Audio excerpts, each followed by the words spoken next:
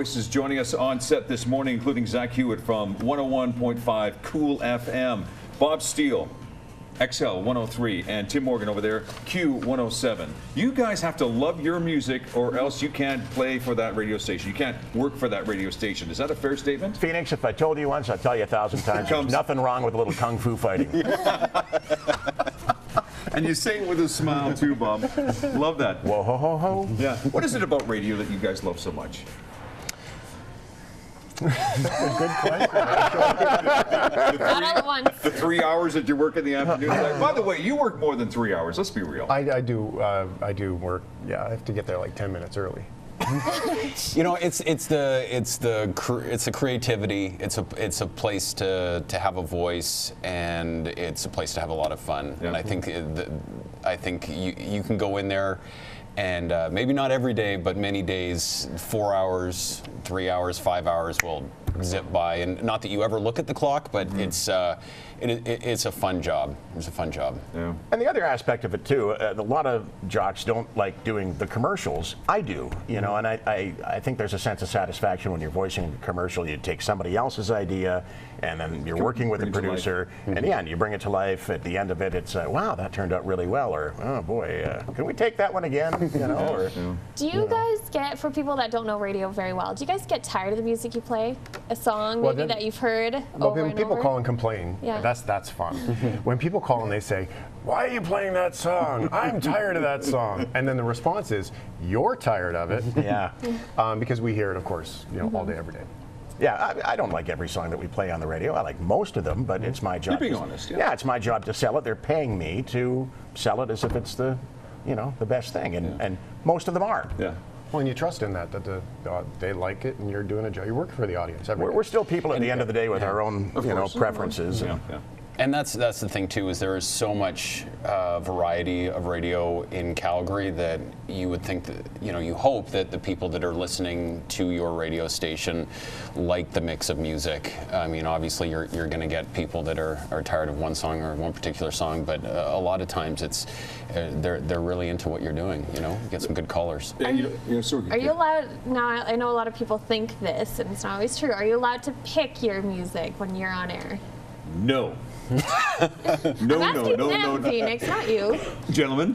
Sort of. No. Sort of. Yeah. Well, I'll go so far to say, and I think maybe it's because of the format, the greatest hits thing that we do. There's a little room there, wiggle room. We do play a couple of requests in the afternoon. Tiny wiggle. Yeah, I mean, as long as it's within our wheelhouse, I can swap a song out for sure. If somebody really wanted to hear something, or if there was something going on, it's the certain artists is in town or something like that. But the other thing too is we don't necessarily, maybe Zach does, but because he's only on for 3 hours a day. I thought it was 2. Yeah. But we don't have the time to pick every song either. There's a lot going on between the records that people don't see. Editing calls and talking to folks and doing our contesting and various promotions that we're doing. But it is a common misconception that people do think that you get to pick what you play. Well, I think if you're doing the job right, the song they want to hear is coming anyway. Yep. So usually if somebody calls in and says Taylor Swift, then or whatever, then you are kung fu fighting. It's probably coming up. If you're doing your job right, it's coming up anyway. So not only are there a number of radio stations in this city, but there's also other competition as well too. Somebody's iPod, some satellite radio. How do you guys compete with those two things? How do they compete with us? Great. Okay. Great question. How do they compete with us? Because you can't be local on satellite radio. Bingo. You're not going to find out, the traffic crashes. You're not going to find out that, there's some weirdo trying to abduct kids or something stupid like. Great point, Bob. On XM. I'm sorry. And we're not. You don't see us merging with each other, our radio stations. But there was only room for one satellite in not only Canada but in the U.S. as well, as far as XM and Sirius, right? Well, that's a good indicator right there from the business perspective of what they were trying to do, is that there wasn't room for two. And if you look at how niche satellite radios become in formats, I think it's proof that they can't compete. They have to take away the blues fans that typically don't get service, the electronic music fans, the jazz fans that just don't get service locally because the market's just not big enough to support the business. And there's also, I don't think radio can be oblivious to the fact that there are some very strong headwinds right now, especially with what's going on with new technology being put into cars. But if you look historically, people have been saying the end of radio is just around the corner from when the color television, you know, that's when that conversation started, and it's still happening. And so I think there's resiliency in radio, and I think it serves a purpose. I think what Bob said about being local, and local announcers talking about local Calgary issues is what people in their cars driving home on the Deerfoot or on McLeod is what they want to hear, and it's what they care about, and they want to hear that the people that are talking on the radio care about the same things that they do. You're not going to hear an Amber Alert on satellite radio. Either, yeah, great point, Bob. I was just going to bring that up. In a case of emergency, nothing beats radio. Yeah, yeah. You know, and I've also noticed, again, I've been in the business as well too for quite a while, that there's an evolution of where radio stations are or how radio stations perceive their announcers. Before it was, and it seems to go back and forth, and you guys can back me up on this one if you will, that at one point it was just the music. Let's focus just on the music. And then the pendulum would swing over another way. Let's focus on the personalities. Where are we today? Are we focusing on the music? Are we focusing on the personalities? The business cards used to say DJ, and then they said announcers, and then they said personality. I think that it became so music intensive. Radio cut jobs for profits so long ago that now that getting a job in radio and having talent is a real opportunity for you. For people that are just great character people, you have a great opportunity in radio now. And so that's where I think that the individual has become so important about the things that they say, the things that you share every day, that you bring to life every day. That's where the individuals become more important. Radio, number one, people are there for the music. We all know that. But I think there's a little bit more breathing room now than there has been in a long time for you to stop and say something important. And I think there's also, and I know these two guys would agree with me, that to be on the radio is a privilege. I mean, there's a lot of people that want our jobs. There's a lot of people that would like to do what we do. And because it's fun. It's fun. It's fun. And I think that, so we owe it to ourselves and to the radio station that we work for, our brand and our listeners, to put some good content between those records. It's important. And nowadays you can listen to whatever song you want anytime you want, right? You don't have to sit and wait for it on the radio. So that's maybe where the personalities come into play. Yeah, it's an immediate world now, and you're right. I mean, I think what happened between the records has always been important, and I think Tim had touched on it, or Zach, I can't remember.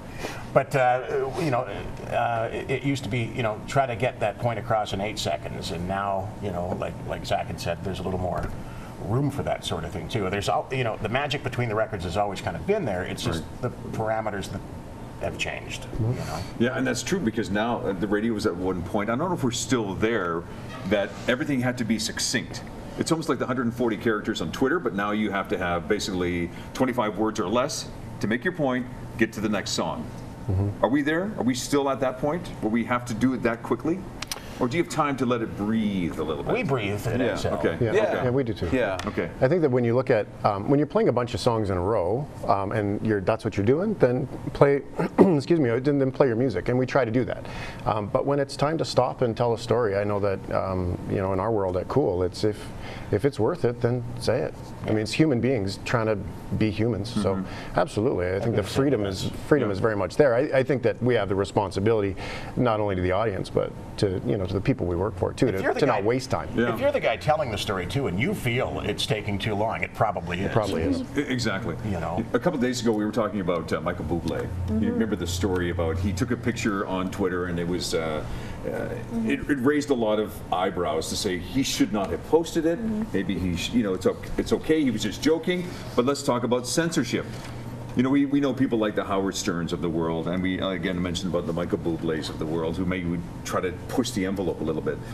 Is that your responsibility to push the envelope a little bit? I know you touched a bit upon it a little bit, Bob, about reflecting the listener, but do you want to just test the boundaries a little bit? Is that part of your jobs?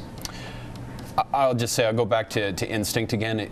There will be certain topics where, or certain situations where I'll know in my gut, I'll know like in here, whether or not I can take this a little bit farther.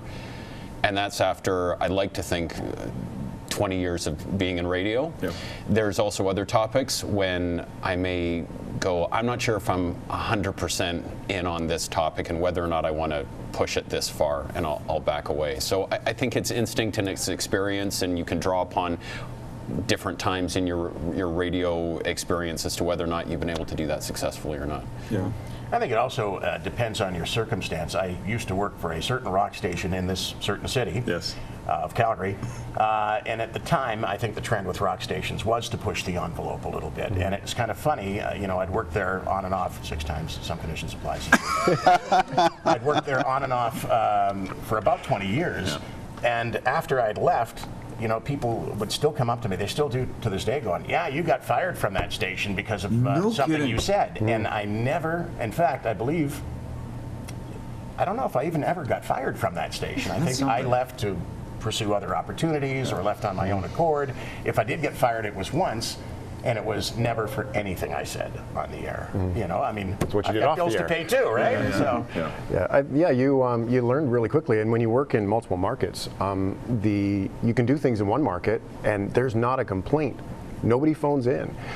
Somebody else does the same topic, takes the same joke. They're getting reprimanded by the Canadian Broadcast Standards Council. So I mean, that's just the difference of 2 different cities too.